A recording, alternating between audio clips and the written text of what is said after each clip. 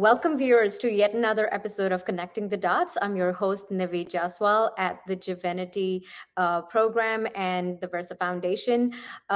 We connect the dots between public health and planetary health and everything in between. We have an amazing guest for you today, and we'll introduce him to you in just a minute.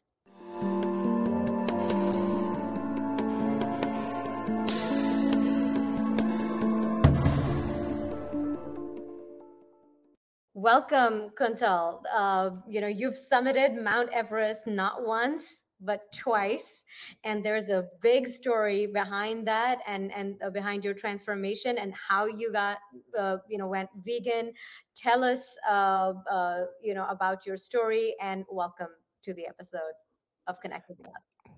Thank you so much, Nivi. Really, really appreciate the kind introduction and happy to be here and happy to be sharing my story with your viewers. Thank you. So tell us your story. How did you go vegan? Right. So, kind of going to backtrack a lot, like maybe a couple of decades ago when I went to the United States, but I'm going to backtrack a little bit more. I grew up in a vegetarian family, and I remember going to parties or birthday parties of my friends and everyone, and there always used to be things that were made from butter or that were made from eggs or that were made from animal products. And I knew that we don't eat meat. So I would always kind of refuse, no, I don't eat meat, I don't eat eggs. So if this is a cake with eggs or this is an ice cream with eggs, I'll, try and avoid that. But then I remember going back home and asking my parents, why don't we eat these things? And I remember kind of my parents explaining to me, at least specifically my mother, giving like sharing me a story around a cow and her calf walking down the street and telling, look how that mother with her child is just walking down the street and how they are just like us. They feel pain, they feel stress, they are they are sentient beings, they are emotional beings, and they have equal right to live as much as we do. They have equal right to love as much as we do. They have equal right to feel pain as much as we do. Everything, every emotion we feel, they feel. They are social animals. And hang on, I don't know what's happening with my camera, but Doesn't matter. um, so that entire thing kind of resonated with me at that point where, hey, look, these are animals and they are like us. While they are not humans, but they are still sentient beings. They are still, individual characters. And we can't be eating other, sentient lives. Right. If the whole concept was, if I don't eat other humans or if I don't harm other humans, why would I harm other beings that are just like us? Maybe they just don't look like us. So that kind of was something where a lot of my compassion towards animals or that mindset started. Right. But I would say in some sense it was still okay, great, yeah, this is amazing, I'm like different than everyone and maybe I'm better than everyone. So in some sense, I also kind of made myself feel like superior to everyone Yes. by just telling myself the story. But I probably towards the bigger animal rights cause, there was just a lot of apathy, to be very frank. I'm just going to be bluntly honest here. Yes. Absolutely. Until I went to the United States in 2001 to pursue my master's, and I was with a couple of roommates living an independent life for the first time and cooking my own food. And because I was doing an on campus job, I was making money. So I was able to purchase things on my own. And that's where I kind of would eat out at a Burger King or would eat out at a McDonald's or just would, go out to a grocery store and buy things. And that's where things like I started buying Snicker bars or I just Mhm. started buying ice creams because I got fascinated. I'd never eaten any of these things in my life. I went and bought myself a leather jacket, a leather belt, like all the fancy things without questioning how any of those things actually made it to the shelf of a grocery store or a clothing store or anything. But one of my roommates who happened to be an ethical vegetarian, which by the way, now I feel an ethical vegetarianism is just paradox because how can you be ethical and be a vegetarian? You Sure. have to be a vegan. But nonetheless, he started questioning a lot of my choices, Mm. especially around me wearing leather or me eating eggs maybe indirectly through a cake or indirectly through a pastry or maybe an ice cream. Hmm. And I initially was very defensive that why are you questioning me? Right. And his point was, okay, but hear me out. And so finally I said, okay, tell me what's exactly going on. And I think he said that instead of me telling you, let me show you what happens. And I think PETA, while a lot of people criticize PETA, Mm. uh, I have always kind of supported them because I went vegan because of them, because of the videos that they shot, the Okay. undercover footage that they have always released. So he showed me a lot of what happens in the dairy industry, or he actually showed me what happens in the leather industry and the egg industry. Hmm. I ended up connecting the dots and started researching about the dairy industry as well. And I quickly realized that every product that's coming out of all these industries is a product of abuse, exploitation, and slaughter. Like, just let's take the case of dairy. I can't imagine any mother saying that, hey, here's the milk that I need to feed my baby, but here's, you take this milk, to an adult human. Like, I can understand a mother saying, okay, here's another mother who can't breastfeed because she has a problem. Okay, I can share my milk with you. I completely understand that. But a mother willingly telling that I'm going to give milk to everyone, I can't, fathom that. Or a mother telling that, okay, I'm fine with someone artificially impregnating me so that I can, produce a baby and not even be able to give the milk to that baby. Rather, that baby, being snatched away from me, and so that I can produce milk, so that, you guys can drink milk. Almost like treating a sentient animal as a milk producing machine, to be very frank. That's pretty much what a cow is at the end of the day. Just, again, to be very, very honest, that's the connection I made. And then the case of leather came. I'm like, who the heck on the planet would tell, kill me, take away my skin, convert that skin into a purse or a jacket and, use it? I don't think any animal would willingly do that or voluntarily do that. Or similarly with the egg industry, where millions and millions of male chicks are grinded live, and just the amount of cruelty in the entire industry overall, it was just like such a shock to me, Yeah. like thinking that I'm a compassionate person, but really never going deep down and understanding what was going on in these industries. And I think it was at that point I had to make a stand, I had to take a call. And the call could have been either way, right? I could have just said, apathy is great, ignorance is bliss, let's just continue my life. That's the easy way out, right? It could just have been very, very easy, and I could have lived my life very easily. Or the second choice was that I actually took a stand and I did something about it. And I think probably it was for the first time in my life that I took a stand for something. Hmm.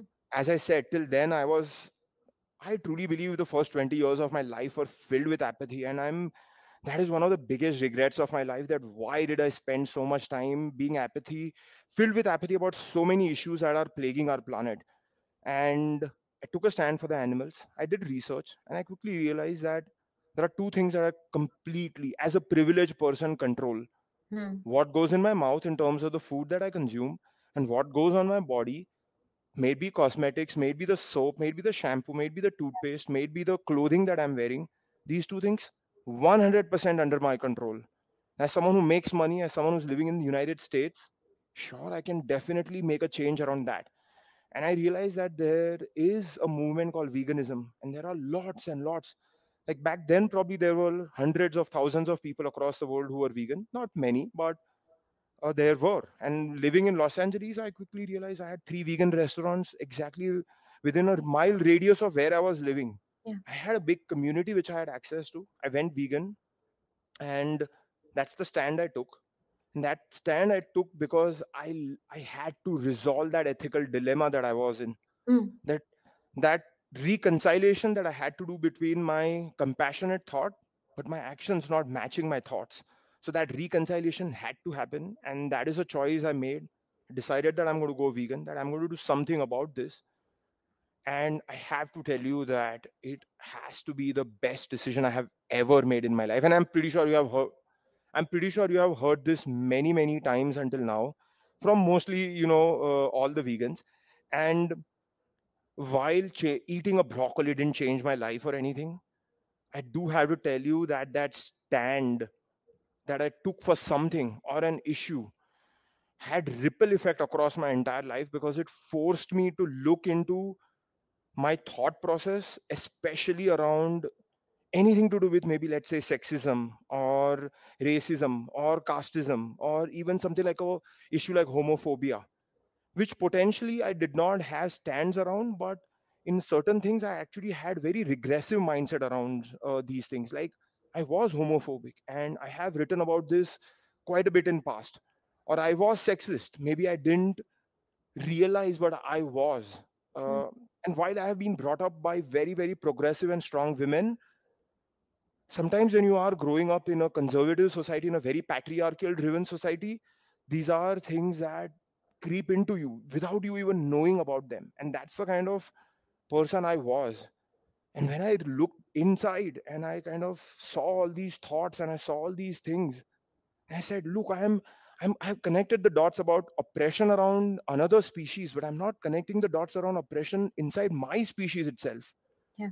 And that led me on this introspective journey where, luckily, or fortunately, I was able to kind of let go of a lot of this toxic thinking. And today I'm glad I'm in a good space, and I'm glad that I call myself an ally to a lot of these movements. And I'm happy. I'm mentally very, very at peace. And yes, veganism gave me a lot of things, but I think that good sleep in the night with a clear conscience, or at least a work in the progress conscience, I think that legitimately helped me. So that is how veganism changed my life. And yes, probably eating food also, sometimes people don't like pay a lot of attention to what you eat, and that can definitely have a lot of impact on your physical body, and eventually your mind is in the physical body. So if you take care of your physical body, probably it will have a great impact on your mind. Sometimes people are always like after the mind, trying to work the physical body. I think the other way around also works. At least that's what I feel. So both ways works. Our bodies don't work in silos, that mind is separate and body is separate. Doesn't work that way. It's an individual unit, and the whole unit works together. So I kind of feel in that sense, really, really, veganism was a turning point of my life. And I'm just glad that I had friends who pointed these things out and put me on this path and put me on this journey. And then so many mentors and well-wishers and co-vegans and everyone who have been along this 20-year journey, where they have inspired me and learned so much from them and continue learning from them. Right. Like, I thought like 20 years I know everything about veganism. And there's this friend Emilia who just recently wrote a book called Think Like a Vegan. And Mhm. when I read the book, I was like, wow, this is amazing. I didn't even think about these things. I didn't even make these connections. And so yeah, I think it has been a great 20-year journey. And sorry, I like went on like on and on. So but this is my vegan story. Well, this is your interview, right? So it's all about your story and it's all about the insights. And um, you know, what you mentioned was that the seed of compassion was sown in your heart by your mother at a tender age, and the nutritional approach that you grew up with was vegetarianism, and it wasn't like it didn't even include eggs. And when you moved to a different country, and you were on your own for the first time, and you were earning a bit, so you were responsible for what you purchased and cooked and so on. And a couple of souls crossed your path, and they brought and presented you with this ethical dilemma. And that little window then became a big wide door, and then you entered through it, and then it ended up opening so many other doors of speciesism, structural inequality, racism, sexism in our own um, societal conditioning that you mentioned that tends to seep in. But you also mentioned that you took a stand, and that stand was the one. It wasn't necessarily, oh, I'm going to switch to this diet, or not going to wear this, and that those are the actions, but the sustainability of those actions and of those behaviors for a longer period of time um, is assured if something in your own mindset at the core of your value system changes. And it sounds as though in that moment it was an epiphany that completely changed that value, of taking a stand and saying, I am not going to be apathetic. You said about apathy. Talk to me a little bit about apathy, before we sort of jump into what you did with your, vegan ideals, which is a big story, and our viewers are dying to know. But I wanted to spend some time around, why do you think we're apathetic? And a lot of the times, what I wonder, and being a South Asian like yourself, I wonder as well, that you grow up in India, or you grow up in the South Asian culture, words like ahimsa, words like compassion, words like karuna, they're thrown at us at random, and one would assume that if we're surrounded and soaked and growing up in that milieu, that you would have more empathy, that you would have more sympathy, that you would have eyes wider open than some others, and you referred to it, as smug vegetarianism, almost this feeling of superiority that at least we don't eat meat. But why the apathy, and why do you think that compassion is missing from a culture that gave ahimsa to the world? Oh, pretty tricky question to answer. I can, say for myself, probably why I was filled with apathy. But I would kind of say that yes, my mother explained to me the concept of, cow being a creature like us or a sentient being like us, and my mother also had not made the connection of how deep ingrained the cruelty piece is across the board everywhere. So even my mother today is not a vegan, in spite of her knowing that I am a vegan, why I am a vegan, and for what reasons I am a vegan. And yet I have this massive family. None of them are vegans. So many of them, they know. I talk to them all the time. They hear, they read my posts, they listen to everything I say, yet none of them are vegan. So I look back at myself, and when I was, back 20 years ago, I was probably, just that way. And I was being, thrown at all these words about ahimsa and about karuna. As I do think that the discussion around, especially around Jeev Daya and karuna, Mm, concepts like empathy and concepts like compassion, I think they are thrown at us, but they are never really seriously taught or really described to us, like what empathy means. Like, I think I only discovered true empathy when I actually connected the dots around veganism. So it was such shock to me that for 20 years of my life, I didn't feel empathy for anything else around happening around me. mm, That's like 20 years of life without empathy. Maybe I had some empathy. I'm not going to say I didn't have any empathy, but just these, very basic emotions, I just don't think I don't remember any discussions around these emotions or these concepts in my household. Yeah, okay, we don't eat meat because this. But what's the central tenet? What's going on exactly? Like, things like where today I feel, okay, why am I a vegan? Like, if I put myself in place of a cow, and let's say the cow is being impregnated, if someone impregnates me artificially, would I want that to happen on me? No, I would never want that happen on me. Would I want that to happen on any of my family members, like my wife or my mother? No, I would not want that to happen on any of them. And that is empathy. That is connecting with them. That is empathizing for them. And those things, I truly feel, I just, that concept was just missing. Maybe it was never taught in the schools. Maybe it was never discussed in the schools. Maybe it was never discussed in my friends' group. Maybe just the environment I grew up in, we just never had these conversations. yeah. And I still don't see any of these conversations being had in any of the family get-togethers I go. Most of the conversations are always centered around material possessions, like, hey, how much shares you bought, oh, which is the new real estate you have invested in, oh, what's the new car you have. And somehow I now feel like an outcast in my family, because I just do not, none of those conversations resonate with me, because I want to have conversations that have meaning, that have a much deeper meaning, that just satiate my mind, or maybe at least help me grow as a human being. Let's keep the satiation of mine on the side, but just at least helping me become a better person. But I just don't see those kind of conversations right now in my family or in my friends group or even my extended family or extended friends group.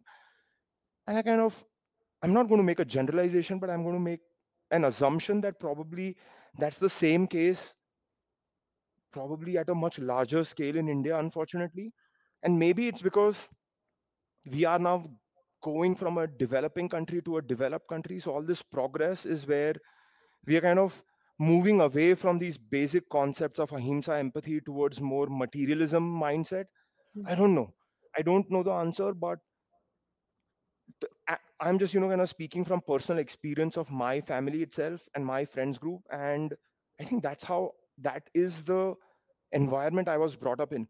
But on the other hand, my friends, they were brought up in an environment where Jainism was practiced at home, and like serious Jainism was practiced at home. And they had a concept of karuna, they had a concept of empathy, which is why when they like questioned me, I was a little shocked. I'm like, I never had such discussions with them. And even though they were my friends for so many years, I was just in this my little bubble, in my, this comfort zone that I was, living my so much of my life in.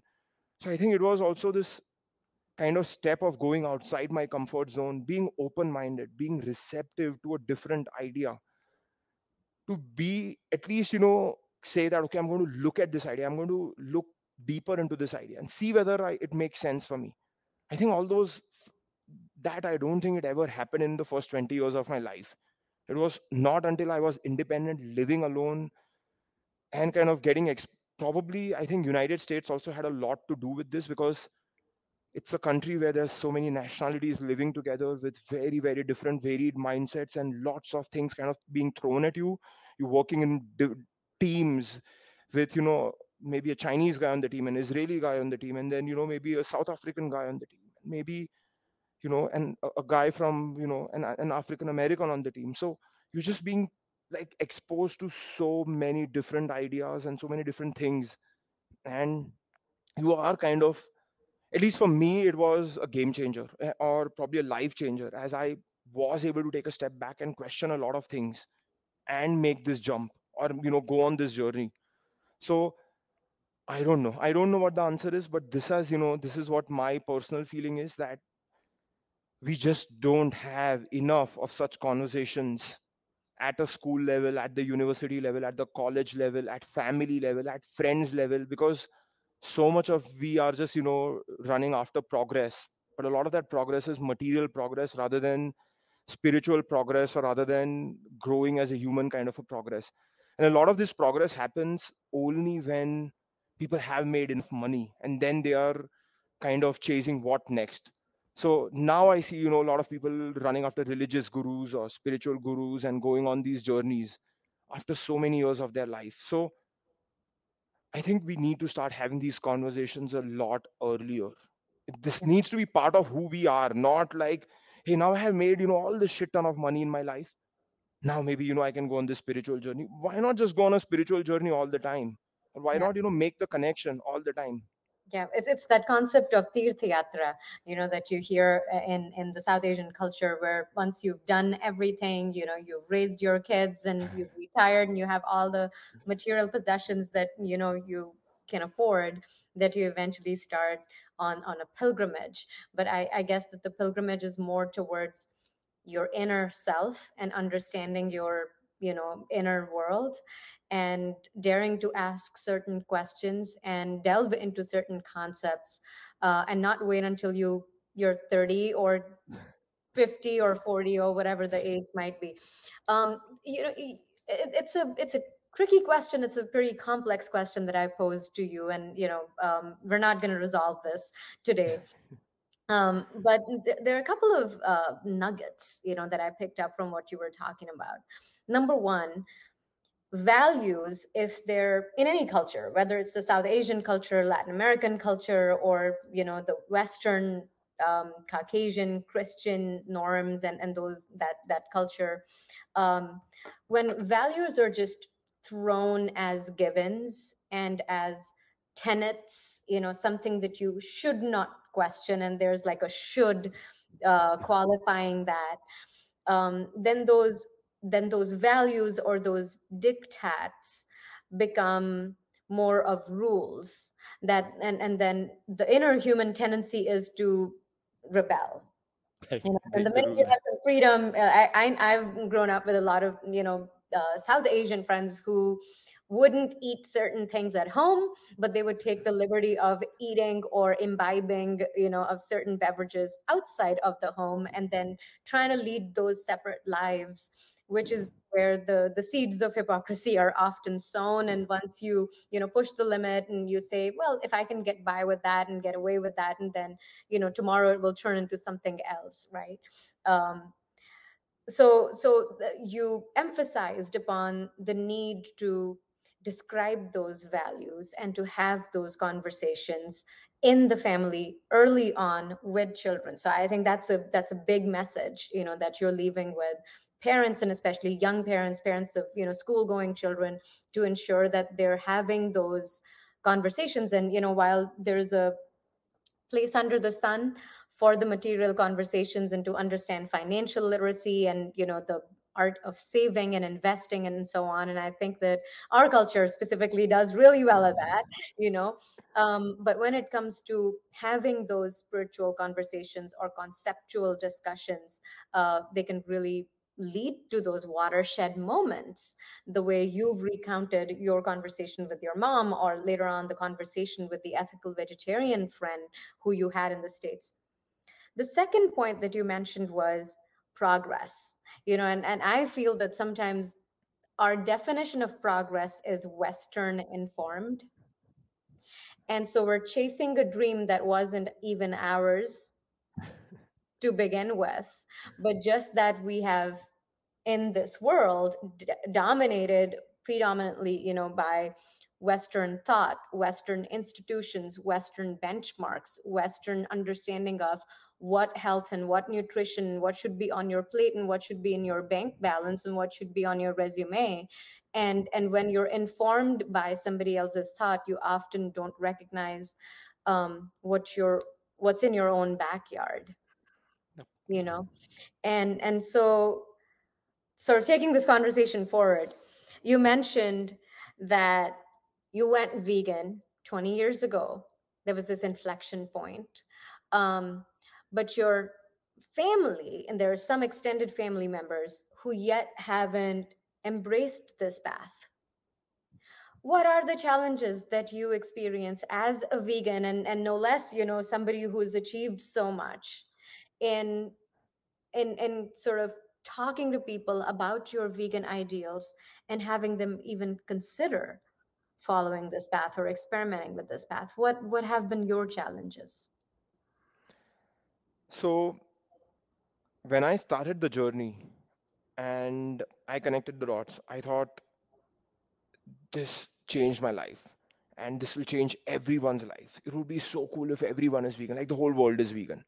And that's the journey I embarked on. That I want to make everyone a vegan. And I was this activist who was out there all the time, trying to influence my co-workers, trying to influence my friends, trying to influence my family members.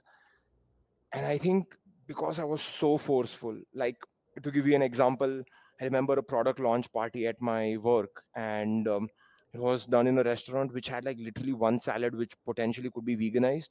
There was nothing that was vegan. So we landed up in the restaurant, and I did not order anything on purpose, just so that everyone's eyes would be towards me. I would become the central piece, like the central, focus of the conversation on the table. And that I became that because they started asking me, why are you not ordering anything? And I said, I'm a vegan. And then the question started, why vegan? And then I started going on, my, "Hey, this is the animal cruelty and this and that," and I really wanted them all to see what veganism was about. But I realized over the initial portion of the journey that other than influencing them to probably go out and eat a vegan meal here or there once in a while, beyond that I really was not able to make any change whatsoever. And that was like devastating for me. Mhm. Like, I went through a phase where I also became very negative. Like, Yeah. why is no one changing? And I was struggling with that whole concept that I can see this, but why is everyone not connecting the dots? And I went through a lot of internal churning during this time.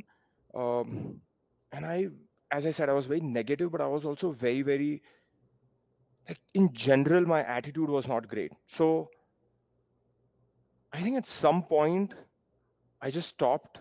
I don't know why. I don't know what was the changing point, but I just kind of stopped telling everyone that go vegan, go vegan. And I just started kind of doing my own thing. Yeah. It was also during this time that I discovered mountaineering, and I went on the journey. I climbed Everest, and I started doing these crazy things, and I started sharing with the world that I'm doing all these things.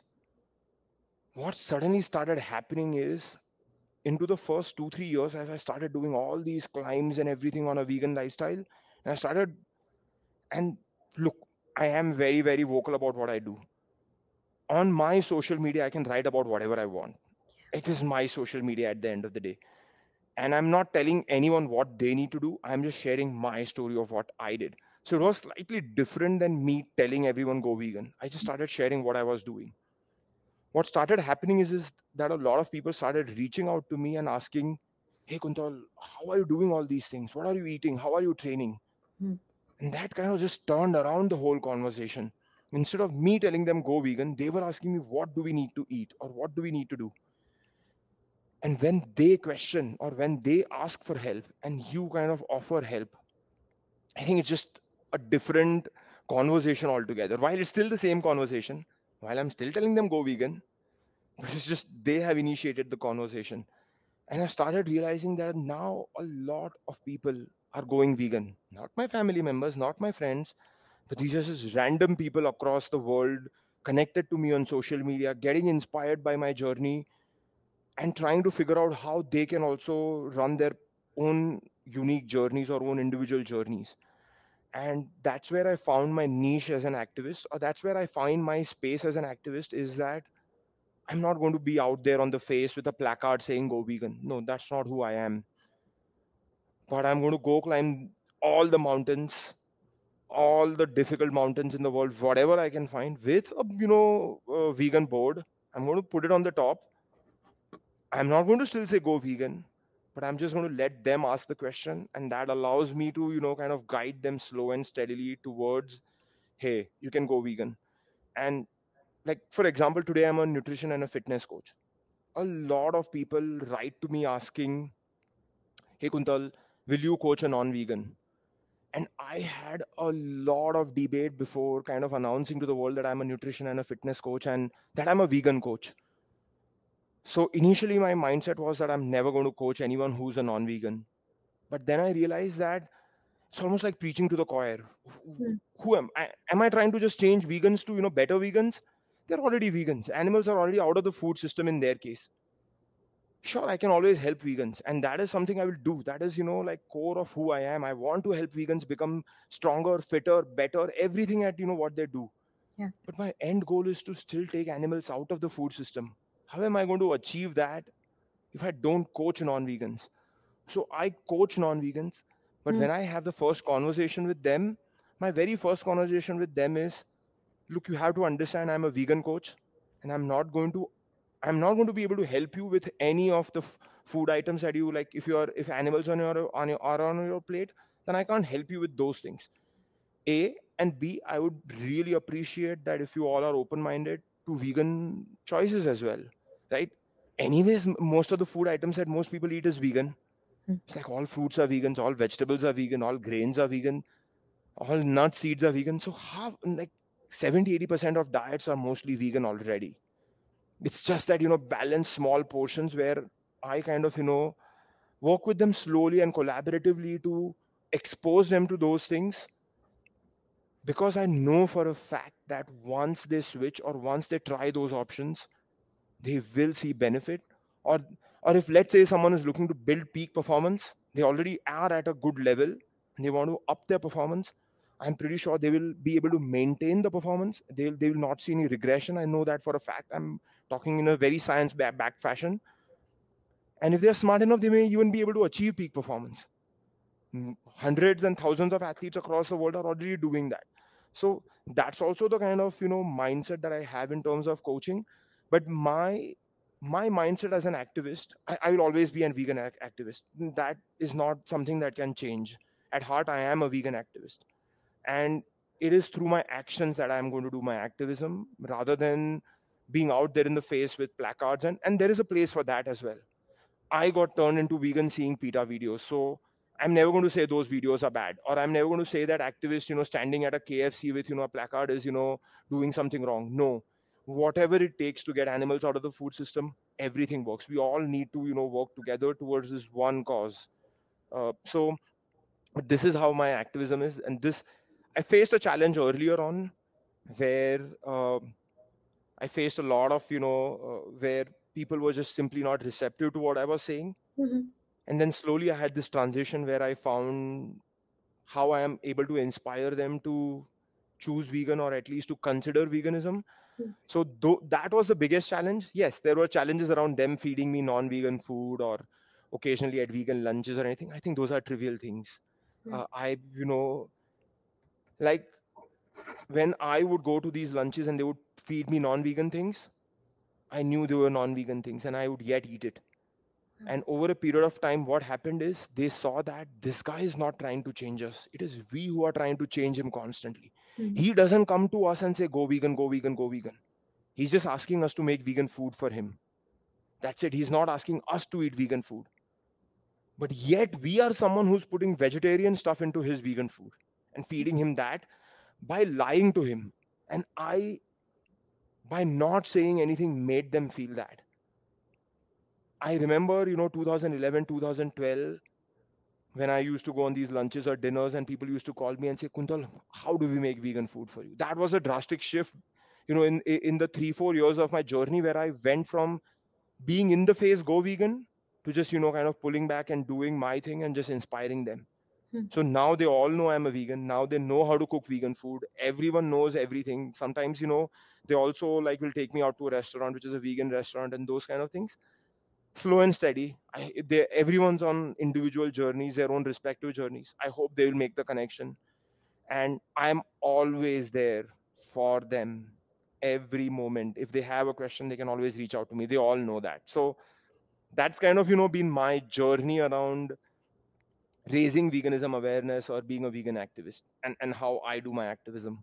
Yeah. Well, thank you so much for sharing. And you packed a lot in there, So for our viewers, you spoke about how when you connected the dots and you're like, wow, my eyes are open for the first time and I'm seeing this. And then you turn to everyone who you love and who hasn't yet seen the sunrise, for the first time in their lives in all its glory. And you want to give that message to them and they resist. And one of my dear friend and mentors, Victoria Moran, she calls it vegan dystopia. She says that there's dystopic references and sceneries in Hollywood and Bollywood movies made about this is world after nuclear war and nobody's left and there are like 5 humans and they're scavenging or whatever.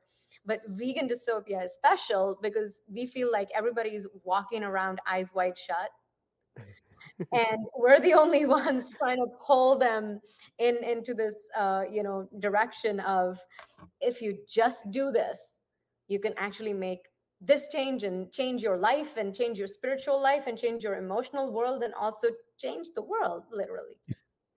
And that over a period of time, you sort of pulled back a little bit and became more choiceful in how you brought this message to people. And you used the words slowly, steadily, collaboratively. And that's your approach today as a coach. And your choice of target audience obviously are the non-vegans out there. You have a disclaimer that you want to work with me. These are the rules. You're not going to get recommendations for whey protein and so on. But I'm not going to push these onto you. Do you still want me? Do you still want my message? Do you still want what I have to teach you? That's incredible. So thank you so much for sharing that, because a lot of us undergo those challenges where we want our dearest friends, and we want it so badly that we actually go into their face and we push them to a stage of defensiveness. Well, let's talk about your love affair with the mountains. Before we run out of time, because I could, it seems I could talk to you for hours. And I heard a bell, and it's not on my side, but I don't know. Did you hear the bell as I well? did hear the bell. It's not even on my side, so I Okay, think we are good. that is pretty interesting. And anyway, maybe that's like a sign. We need to talk about your love affair with the mountains, especially one specific mountain. Tell us everything. How did it start? And were you climbing mountains before you went vegan, and then it just carried on that passion into your veganism? Or please tell us the inside story. No, was never a mountain climber, but I have to go back to probably school days. And I remember this question in the quiz would always come up, that who climbed Everest first? And I would be so proud, Sherpa Tenzing and Sir Edmund Hillary, because at that time I didn't know that Nepal is a different country. I always thought that Nepal and India are the same country, and so I always, was like this proud guy. Hey, the first human in the world to climb Everest is from India. To only find out years later that no, he was a Nepali citizen. But nonetheless, Sherpa Tenzing always inspired me from the sense that nothing is impossible and that everything is possible. By him being literally the first human to stand on top of the world. And but I would not say I became a mountaineer after like reading Sherpa Tenzing's story or learning more about him. Probably it was not until 1997 when in 12th grade I saw a documentary from PBS actually called Nova Everest. And I was really fascinated by the mountain and the structure and how it's climbed, and some of the areas like Khumbu Icefall or the Lhotse Face and these amazing, areas on the mountain. I was very fascinated by it. But then life took over. I became an engineer and got a job in the US, and just life, started flowing. I came back to India to take care of my father, who was unfortunately diagnosed with Lewy body dementia in 2001. So he had lost all his independence, and my mother was taking care of him alone. And I always wanted to come back to India and live in India. So I came back, started taking care of my father, and then I got married, and like life just kept happening and happening. And then I don't know. We went on a vacation, my wife and I, and this was a very chance vacation to the mountains. Yeah. On the last day, I did this small hike, and this was in a place called Shimla. And I Mhm. reached the top of a mountain after about 4 hours worth of hiking. By the way, for the viewers, I was back then 110 kilos. I was obese. I was like 35 kilos overweight. Yet in the Kuntal 1.0 you see is still 90 kilos. So I was like literally still 20 kilos heavier than the Kuntal 1.0 in this picture. Right. And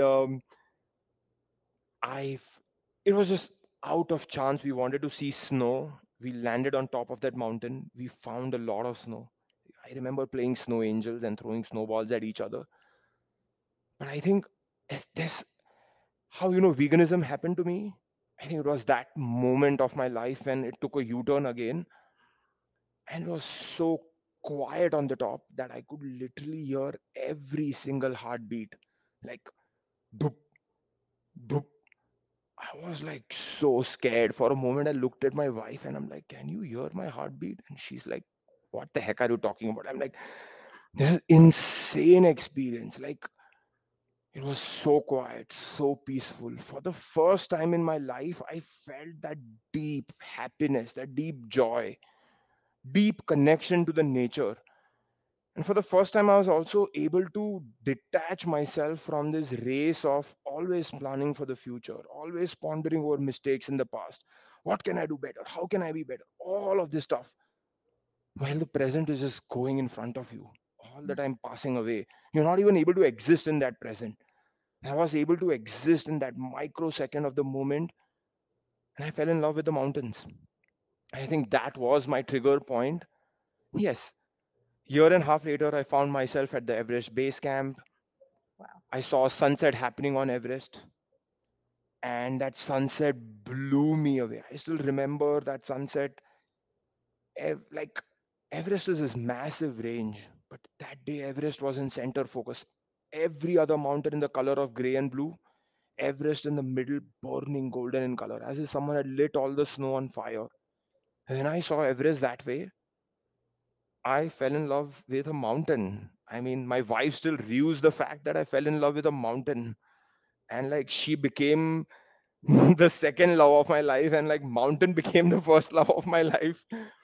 And and I just promised myself that I'm going to come back and get on top of the world one day. Of course, mountain willing. And I think again the concept here was what I kind of saw in Sherpa Tenzing, and this has to be in my context, right? Am I saying climbing Everest is impossible? No. Thousands of people have already done it. But was it impossible in my context? Yes, it was impossible in my context. 110 kilos, obese, unhealthy software engineer with zero genetic predisposition towards climbing any mountains in his life or doing any of these things in his life. I think at that point, it felt like impossible. And to me, it was going on a journey to make the impossible possible. And that's where I kind of started on this journey of Everest. And I do remember this one line that my expedition leader from that October of 2010 trek to Everest base camp, his name is Tim Rippel. And I remember sitting in the dining tent and asking Tim, hey Tim, I want to climb Everest, and what's the secret? How can I get ready? And Tim was like, Kuntal, to climb to the top of the world, you need a top of the world mind and you need a top of the world body. And when I came home, I knew that I had neither top of the world body, I had neither top of the mind. Actually, far, far, far away from that. And so, to a certain, in a certain way, the journey was also about creating a top of the world body and mind. Yeah. That is what Everest represented to me. Everest is such a symbolic thing. It's not just a mountain to me. It is this journey of becoming a better version of myself. Like, you showed the photo of Kuntal 1.0 to Kuntal 2.0. I think that Kuntal 2.0 was created when I went on this journey of climbing Everest, and everything that happened during this entire journey. But I have to tell you, one thing. I have to tell you, like, one of the big learnings that I have from this entire journey. Actually, let me backtrack. Let me, bring the vegan angle also into this. Two things into it. I know that we have like less time, but I'm still going to try and discuss these two angles. So, angle one is, yes, in the hindsight, I can tell you a lot of stories. In the hindsight, I can tell you a lot of takeaways. In the hindsight, I can share, oh, great, don't give up. Oh, there's going to be a lot of adversity.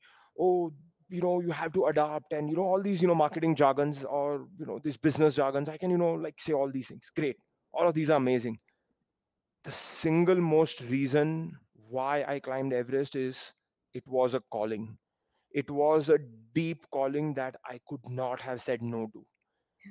Imagine if you wake up and the very first thing in front of your eyes is Everest. You sit down and you start your computer screen, but you can see Everest in that. You sit down and you eat the food, but in our food you can see Everest.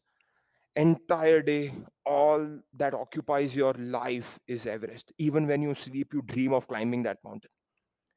And this does not go away. It continues for days, weeks, months, now continuing for decades. This is how much of a calling it was, a deep calling it was. I had to follow the calling. And so I can say in the hindsight a lot of things. This is why I climbed Everest. It made me a better human. It made me a better version of myself. All of that great. But that has all happened in hindsight. The reason why I went on the journey is because there was a calling. I had to go on the journey. I had to follow this calling. And the second thing is that when I announced to the world that I'm going to climb Everest and I'm going to do it as a vegan, there was a lot of pushback in the beginning because everyone got back to me saying that Kuntal, you need to eat meat. Kuntal, you need to eat dairy. Kuntal, you need to eat eggs. Mm, In your training as well as on the mountain. In the training, so that you can build that body and you can build that fitness that can help you climb the mountains. And mm, potentially on the mountains, so that you can recover faster, so that it can keep you warmer and it can give you energy. All sorts of reasons being given to me. Started reading a lot of mountaineering literature. I could not find anything around veganism and Everest or veganism and high altitude mountaineering. I even I don't think it has ever happened to in my life that I've gone and typed anything on Google and gotten zero results. But I mm. typed vegan Everest and I didn't get any results. This was back in 2010. Right. So it was that like it was that out of the place where I was like trying to do something that had never been done before, and that I was in no shape to do it. Which is why there was potentially a lot of pushback that hey, you are not going to be able to do it. A, you're not in shape, and then you have a diet which is probably going to be nutritionally lacking, or at Yeah. least that was the myth that was that was very prevalent and quite prevalent even today in a lot of circles, to be very frank. And to me, I was very certain I am going to climb this mountain as a vegan or not do it at all. Mm, And to me, when someone says eat meat, I think of it as eat protein, or drink milk, eat calcium, or eat eggs, eat some better micronutrition. And having researched the plant-based world and also having a couple of really good nutrition coaches and cookbook authors back then, one of them being Happy Herbivore, who's Lindsay Nixon, who's a very good friend, she being around, and she kind of helping me out during the initial portions of the journey, where she said, look, this is all nonsense. You want to fuel, here's how you can fuel, and you'll just be fine, just try it out. And I tested it out on a smaller mountain. I mm. tested it out on a Himalayan mountain, and believe me, and I have said this many times, if I have to build a list of 1,000 things, or let's say 100 things that were challenges to me that I faced on Everest or faced during the last decade of my mountaineering journey, I think vegan diet was like literally non-existent on any of the challenges list that I can come up with, especially vegan diet.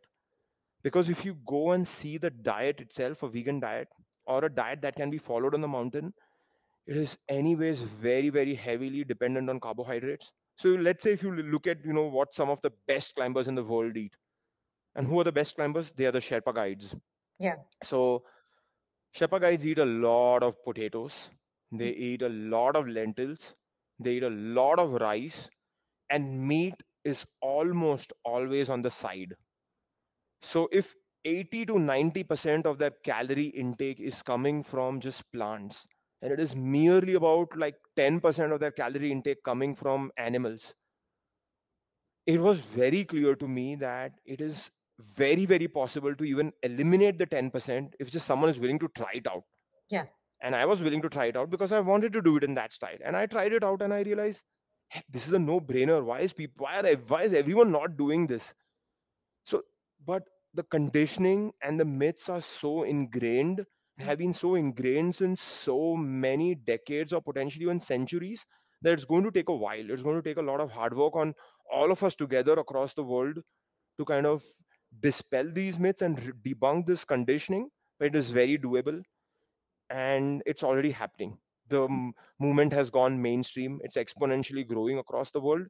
But getting back to my mountaineering journey, these were the two aspects. A, it was a calling, and B, I had to do it without eating or wearing an animal. right. Now, I did summit Everest in 2016. Mm, On May 19th at 9:30 in the morning, I was standing on the top of the world, and I was very strong. I'm not, going to be. I'm not here to like boast about myself, but I did it in style. I was super strong on the top of the mountain and enjoying my time. But I do remember that when I came back home, I think that was the time when people started inviting me to a lot of talks. And I remember when they would invite me on the stage, the invitation would always be first vegan in the world, welcome him. And I would go on the stage and it would be like, no, I'm not the first vegan in the world. It was always in my mind, always in my mind. And the reason being, when I stood on top of Everest, I was wearing a one piece jacket on my body, which was made from feathers of a slaughtered geese. And I could not have claimed to be a vegan if I was wearing a dead animal on my body. That's not what a vegan would do, but I did that. Not that I didn't try to find a replacement for that jacket or an animal free jacket, it just didn't exist. No one had built it, no one was selling it, no one was willing to build it, no one was, there was just simply non-existent. And Hmm. I tried very hard for 4 years. I even remember asking the folks at PETA, whose headquarters are right opposite North Face headquarters. I literally had them go over to the next building, do a presentation on my behalf. They came back saying North Face rejected your your proposal. And I'm like, Really? okay, what? So I Wow. went and I climbed Everest. Hmm. But I can stand here and tell you that that was the biggest failure of my life, unfortunately, in 2016. I should not have climbed that mountain. I should have tried harder. And I tried harder after I came back because my conscience, didn't let me sleep. I lost my sleep literally. And all the time I was thinking, how can I just like get this out that I'm not the first vegan in the world? And, sometimes you're getting all this exposure and you want to use all this exposure to talk about animals and talk about veganism, but then you also know that all of that is, I don't deserve it because I was not even the first vegan to climb Everest because no one has ever done it. Kuntal, So, break the suspense. Tell us what happened the second time. I I think. worked with a company called Save the Duck, and Save the Duck is an Italian gear company. They make active wear for cold weather, and they kind of, I wrote to them out of chance. They responded to my Facebook message. I got on a call with the chief marketing officer, and she said, we'll build a jacket for you.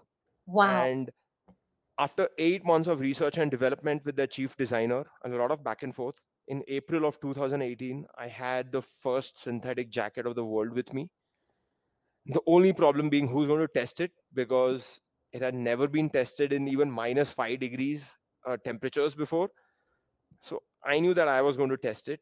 And I climbed a mountain called Lhotse in 2018. It's a 28,000 feet mountain, the fourth tallest mountain in the world. Mhm, Climbed it. I was cozy, I was warm and totally safe on top of that mountain. mhm. And that's when I realized now climbing Everest is only a matter of when it's going to happen, not how it's going to happen, because how has already been figured out. Yeah. And next year, Save the Duck sponsored my climb, and they are an amazing company, super ethical, super animal friendly. They respect animals, care for animals, and they sponsored my climb to the top of Everest. And on May 23rd, I finally stood on top of Everest. I have been a vegan for 19 years from a dietary perspective. Unless someone has fed me any non vegan food after lying to me that it was vegan food, outside of that, I have never cheated once because I don't think it's something that I would, I don't agree with the concept of cheating at all with anything in life. So have always been a vegan. But for in 20, on 23rd May, I was also a vegan from a gear perspective. I was 100% vegan on the top. And the way I had envisioned myself standing on top of Everest and talking about veganism, I think the biggest thing was in my mind, I was like so relieved that no animal had to suffer or die for my dream to come true, for me to stand on top of Everest. I Those think are, that was like the biggest takeaway for me on yeah. May 23rd. Those are incredible words. No animal or bird had to die or suffer or be tormented or tortured for you to achieve what was your dream. And then that is also an amazing message. We have just under a minute, and Kuntal, I would love for you to share your message to the world. I'm going to pull up this graphic. I know, we made uh, together around the mind, the heart, the gut being in complete unison. and the physical, the spiritual, the transformational power of mountains, and in your case, which is really the transformational power of nature. What is your message to people out there, vegans or non-vegans, parents or not parents yet, children, young people who might be watching this show or might watch it later? What is your message? Look, I'm going to share a takeaway. Um, when I stood on top of Everest in May of 2016, it's not like I suddenly became a Zen monk or got enlightened and learned all these things. No, actually, when I was on top of Everest, I was super miserable. I was exhausted. I was cold. I was like knackered. Not a single change happened in me.